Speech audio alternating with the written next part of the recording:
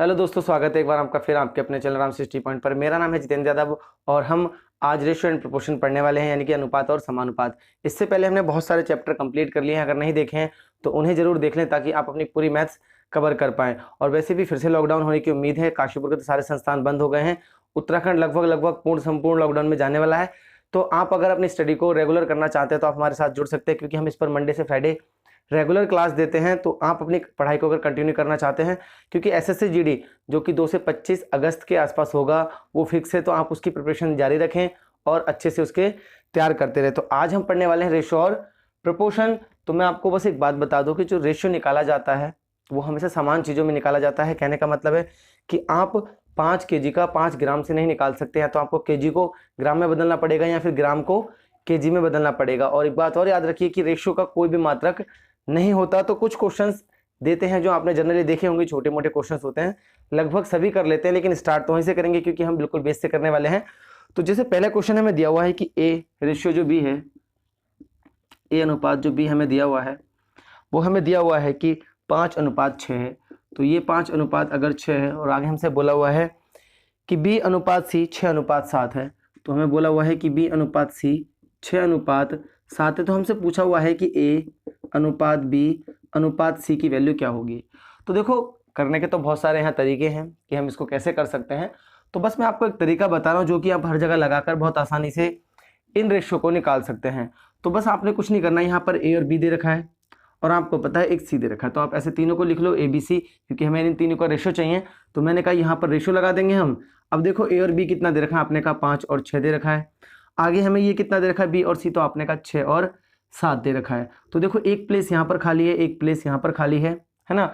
तो हम यहाँ पर क्या कर सकते हैं, यहाँ पर हम 6 लिख सकते हैं और यहाँ पर भी हम 6 लिख सकते हैं। अब आप देख रहे हैं कि इसमें भी 6 आ रहा है, इसमें भी 6 आ रहा है और इसमें भी 6 आ रहा है। तो हम क्या कर सकते हैं, यहाँ पर भी कैंसिल आउट कर सकते हैं, वरना अगर आप चाहें तो इनकी मल्टीप्लाई करने के बाद भी कैंसिल आउट इसको कर सकते हैं। तो मैं कर दे रहा हूँ कि भाई इस 6 से ये 6 कट गया और ये 6 कट गया। अब कुछ लोगों को लग रहा होगा कन्फ्यूजन कि इस 6 से तो ये वाला 6 और यहाँ पर तो 6 है नहीं। देखो ऐसा नहीं है, हमें बस इस लाइन में देखना है कि ए की जो मल्टीप्लाई आएगी वो 5 6 30 आएगी। तो इसमें 6 कॉमन है, इसमें भी 6 कॉमन है और इसमें भी 6 कॉमन है, इसलिए हमने क्या कर दिया, वो काट दिया। तो अब आपका रेशियो कितना आ जाएगा, 5:6:7। तो आपका यही आंसर हो जाएगा ए और बी और सी का रेशियो। तो इस बात को याद रखना कि जब भी कैंसिल आउट करने की बात आए तो ऐसा नहीं कि ऊपर वाले से ही ऊपर वाले कटेंगे। ये देखो दोनों की इनकी मल्टीप्लाई आएगी, इनकी मल्टीप्लाई 36 आएगी और 7 6 42 आएगा, तब भी आप इसको बाद में भी भाग करके कर सकते हैं। तो बहुत ही ईजी है। वरना कुछ लोग कहेंगे कि हाँ तो बी की वैल्यू भी 6 थी और यहाँ पर भी बी की वैल्यू 6 थी, तो हम ऐसे ही बता सकते थे कि 5 6 7 है। लेकिन अगर कोई भी केस ऐसा आया कि यहाँ पर बी की वैल्यू अलग आ जाएगी, तब तो हम इसी को लगाना पड़ेगा, या फिर आप मल्टीप्लाई करके भी इसको इक्वल कर सकते हैं। तो बस आपको ये वाला मेथड रखना याद, ये ज़्यादा इजी है और इसमें कोई गलती के भी चांसेस नहीं रहते हैं। तो एक और क्वेश्चन देखते हैं ऐसा ही। तो जो अगला क्वेश्चन है हमारे पास वो ये है कि ए अनुपात बी बराबर है 2:3। तो ए अनुपात बी बराबर है 2:3। तो हमें देखो एक बात पता चल जाती है यहाँ से कि ए की वैल्यू 2 रेशियो होगी और बी की वैल्यू 3 रेशियो होगी। आगे हमसे बोला है कि बी रेशियो सी जो है वो 4:5 है। तो बी और सी का जो रेशियो है वो 4:5 है। अब देख रहे हैं आप यहाँ पर कि बी की वैल्यू यहाँ 3 हो रही है और यहाँ बी की वैल्यू कितनी हो रही है, 4। तो यहाँ तो मैं कैलकुलेशन करके इसको 12 बना लूँ, क्योंकि इनका एलसीएम 12 होगा। तो हम इतना सब झंझट पालते नहीं है। मैंने कहा कि ए रेशियो बी और रेशियो जो सी है इसको मैं ऐसे लिख लेता हूँ। अब मुझे पता है कि ए और बी का रेशियो कितना है, आपने कहा 2:3 है, और ये कितना है, आपने कहा 4:5 है। तो देखो इसके सामने जगह खाली है तो आपने यहाँ 3 लिख दिया, और इसके सामने अगर जगह खाली तो आपने कितना लिख दिया, 4। अब आप देख रहे हैं कि मैं इसे कैंसिल आउट नहीं कर सकता क्योंकि यहाँ 2 कॉमन है, लेकिन यहाँ 3 और 2 कॉमन है और यहाँ 2 कॉमन नहीं, तो हम इसे काट नहीं सकते। तो हमें डायरेक्ट ही अपना आंसर देना पड़ेगा। 4 दूनी 8 और 4 तियाँ 12 और 3 पंजे 15। तो हमारा ए बी सी का रेशियो कितना आ जाएगा, 8 12 और 15 आ जाएगा। तो आई होप आप ऐसे सारे क्वेश्चंस को आप कर पाएंगे। थोड़े और क्वेश्चंस प्रैक्टिस पर करते हैं ताकि आपको ये बातें क्लियर हो कि हम इनको कैसे अप्लाई करेंगे और कैसे सवाल करेंगे। तो अगला क्वेश्चन जो आपके सामने है वो ये है कि ए रेशियो जो बी है वो 3:4 है और बी रेशियो जो सी है वो 4:6 है। तो ए रेशियो जो बी है वो 3:4 है, अगर ये 3:4 है, और बी रेशियो जो सी है वो आपको 4 कितना दिया हुआ है, 6 दिया हुआ है। तो देख रहे हैं कि आप यहाँ पर जो बी की वैल्यू यहाँ पर भी 4 यूनिट है और यहाँ पर भी 4 रेशियो है, तो आप क्या कर लें, डायरेक्ट कर सकते हैं। लेकिन हम उसी मेथड को सीख रहे हैं कि जब ये इक्वल ना हो तब हम कैसे करेंगे। तो ए बी सी की अगर हम बात करें तो देखो ये 3 है और ये 4 है, और ये 4 और ये फिर कितना है, आपने कहा 6 है। तो देखो इसके सामने हम 4 लिखेंगे और इसके सामने जगह खाली है तो यहाँ पर भी 4 लिखेंगे। अब आप देख रहे हैं कि इसमें भी 4 है, इसमें भी 4 है और इसमें भी 4 है, तो इस 4 से ये 4 कट ही जाना है। तो आपका कितना आ जाएगा रेशियो, आपका आएगा 3 रेशियो 4 रेशियो, और यहाँ पर कितना आ जाएगा, यहाँ से लिख लो, इसको पूरी एक लाइन ही बना लो यहाँ से कि 3 रेशियो 4 रेशियो, और आपका आ जाएगा 6। अब देखो ये कैंसिल आउट नहीं हो सकता, तो आपका आंसर यही हो जाएगा। तो आई होप आप ऐसे क्वेश्चंस को कर पाएंगे और इनमें कोई दिक्कत नहीं होगी। अब कुछ क्वेश्चंस और लेते हैं जो थोड़े डी तक पर जा रहे होंगे, उन क्वेश्चंस को थोड़ा और करते हैं। आगे हमारे पास जो क्वेश्चन है वो ये बोला हुआ है कि ए रेशियो जो बी है वो 3:4 है। तो हमें पता है कि ए रेशियो जो बी है वो 3:4 है।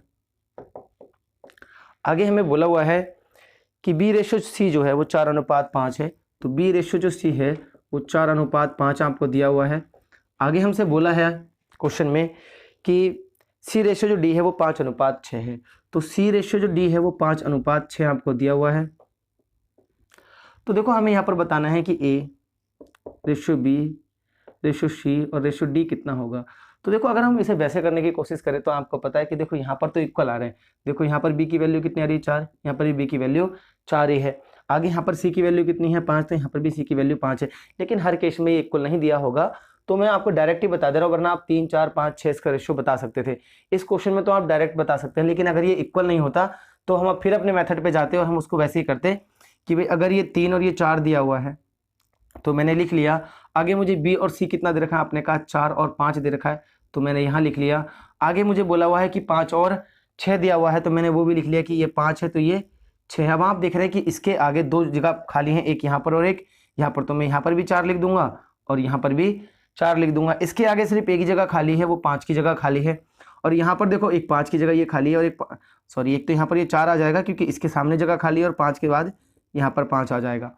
अब देखो क्या कुछ कट रहा है तो हम काट देंगे, है ना। अगर कुछ कैंसिल आउट हो रहा है तो मैंने कहा मैं काट दूंगा इसको। तो आप देख रहे हैं कि इस 4 से ये 4, ये 4 और ये 4 कट जाएगा क्योंकि इसमें भी 4 था, इसमें भी 4 था, इसमें भी 4 था और इसमें भी 4 था। आगे हम 5 भी काट सकते हैं, इस 5 से ये 5, इस 5 से ये 5, इस 5 से ये 5 कट जाएगा। तो आपका देखो यहाँ कितना बचेगा, आपने कहा 3 रेशियो बचेगा, एक ही वैल्यू। और बी में कितना बचा आपका 4, और फिर कितना आ गया आपका, आपने कहा 5, और फिर आ गया आपका 6। तो देखो हम आसानी से इन क्वेश्चंस को ऐसे कर सकते हैं।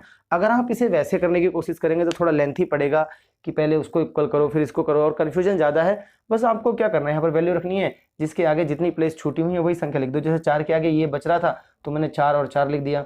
यहाँ 4 के आगे एक प्लेस बच रही थी, जगह नहीं लिखी थी, खाली था, तो हमने 4 लिख दिया। इस 5 के आगे 2 प्लेस खाली थे तो दोनों जगह हमने 5 लिख दिया। तो आई होप आपको भी क्लियर हुआ होगा। चलो एक और ऐसा क्वेश्चन लेते हैं और कोशिश करते हैं कि आपको बहुत अच्छे से क्लियर हो जाए, आप ऐसे क्वेश्चंस को आसानी से कर पाएं। तो जो अगला क्वेश्चन है हमारे पास वो ये है कि a अनुपात b बराबर है 2:3। तो आपके पास है a अनुपात b बराबर हमारे पास दे दिया है 2:3 हमारे पास है। आगे हमसे बोला है कि b अनुपात c है 4:5। तो b अनुपात जो c है वो है 4:5। अब देखो यहाँ पर इक्वल नहीं है, यहाँ पर b की वैल्यू है 3 और यहाँ पर b की वैल्यू है 4।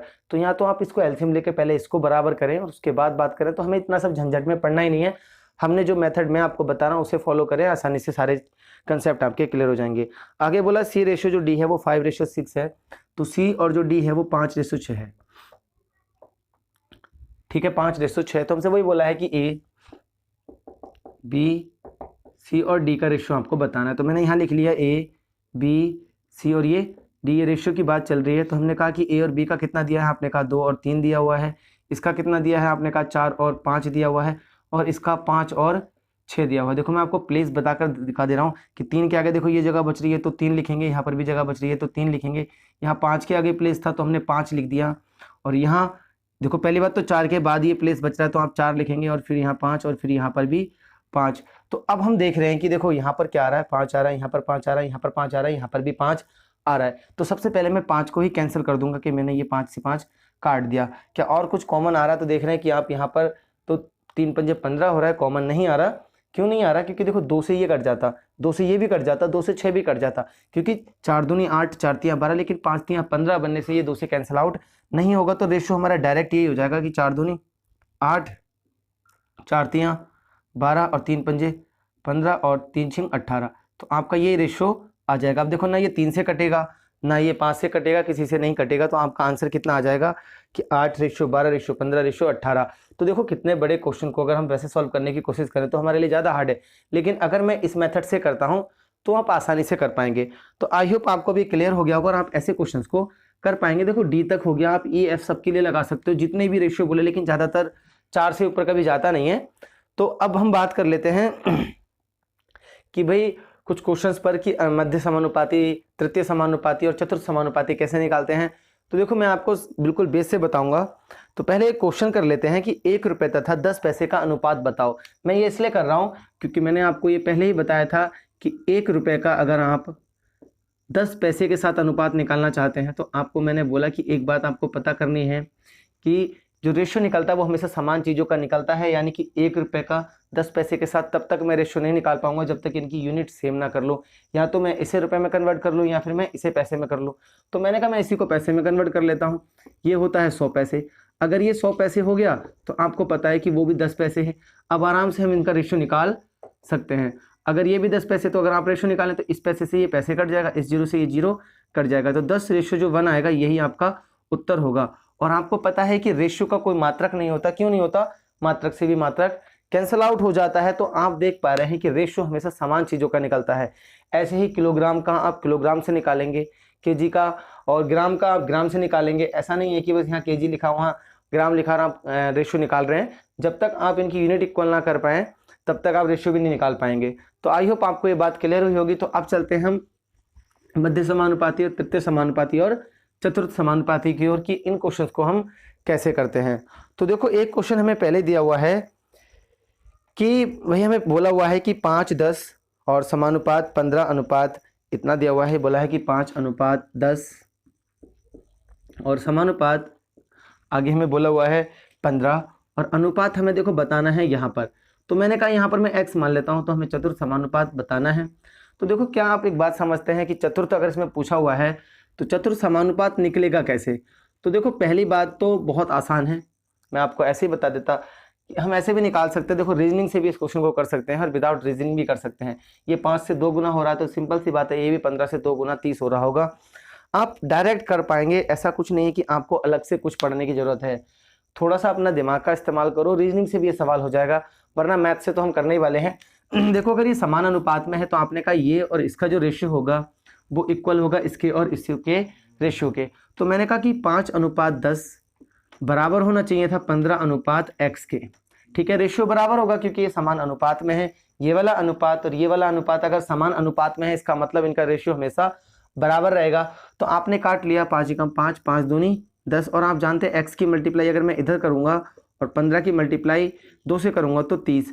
तो देख रहे हो मैंने आपको वैसे भी बता दिया था कि x की वैल्यू यहाँ कितने आने वाली है 30। अब देखो रीजनिंग से कितना कर पा रहे हैं, ये यहाँ 2 गुना हो रहा है तो सिंपल सी बात है ये भी यहाँ 2 गुना होगा तो ये कितना आ जाएगा आपका 30। तो रीजनिंग भी अप्लाई हो जाती है इस पर क्योंकि रेशियो सेम रहेगा। रेशियो हमेशा सेम रहेगा क्योंकि इसका 1/2 है तो इसका भी 1/2 ही बनेगा। अगर एक की वैल्यू 15 है तो 2 की वैल्यू 30 होगी। तो यह है चतुर्थ समानुपात। अगर इसी क्वेश्चन में वो हमसे तृतीय समानुपात पूछता कि भाई तृतीय समानुपात क्या होगा, तो देखो तृतीय समानुपात होता आपका 15। तो मैं आपको एक बात बता दूं फॉर एग्जांपल कि मुझे 5:10 और यहाँ पर मुझे तृतीय समानुपात बताना होता, मान लो ये x और हमें चतुर्थ समानुपात 30 दे दिया, मैं तब भी इस बात को ऐसे ही करता। इससे कोई फर्क नहीं पड़ता कि देखो यहाँ पर कितना गुना हो रहा है, ये 2 गुना, यानी कि मुझे यहाँ जाने के लिए इसे 2 से भाग करना पड़ रहा है तो मैं कह देता मुझे इसे भी 2 से भाग करना पड़ेगा। अगर ये 1/2 करना है तो x की वैल्यू यहाँ 15 आ जाएगी। तो देखो अब ये तो हो गई रीजनिंग से बात। अगर मैं सी की बात मैथ से करूँ तो मैंने कहा इसका रेशियो और इसका रेशियो समान होगा या नहीं होगा। तो तृतीय समानुपाती में कोई दिक्कत नहीं है। अगर आप तृतीय समानुपाती निकालना चाहते हैं तो देखो ऐसे कर लेंगे। अगर हमें 4 चीजें दी हैं, अभी 1 2 3 देगा, मैं तब भी आपके पास बात करूंगा कि हम 3 में तृतीय समानुपाती कैसे निकाल पाएंगे, सवाल से करेंगे। तो मैंने कहा कि भाई 5/10 बराबर x/30। आप जानते हैं 0 से 0 कट जाएगा और 3 पंजे 15, x की वैल्यू 15 आ जाएगी। तो देखो ऐसे भी हम तृतीय समानुपाती निकाल सकते हैं। अभी बात कर लेते हैं क्वेश्चन से कि जब सिर्फ 2 और 3 की बात चल रही है, जैसे 1 2 3 दिया हुआ और उसमें हमसे वो तृतीय समानुपाती पूछ लेता है, तब हम कैसे क्वेश्चंस करेंगे। तो देखो उसमें भी कोई दिक्कत नहीं है, आपको बस थोड़ा सा कंसेप्ट ही क्लियर करना है। अनुपात समानुपात का मतलब है रेशियो इक्वल है। अगर रेशियो इक्वल है तो आप उसी को फॉलो करें, कोई सूत्र आपको पढ़ने की जरूरत नहीं है। लोग द्वितीय समानुपाती का सूत्र बताने में लगे रहते हैं। तो अगला जो क्वेश्चन है मेरे पास वो ये है कि 5 व 25 का तृतीय समानुपाती बताओ। तो मुझे बोला है कि 5 व 25 का तृतीय समानुपाती। अगर देखो तृतीय समानुपाती पूछा है तो मैं कहूँगा 5:25।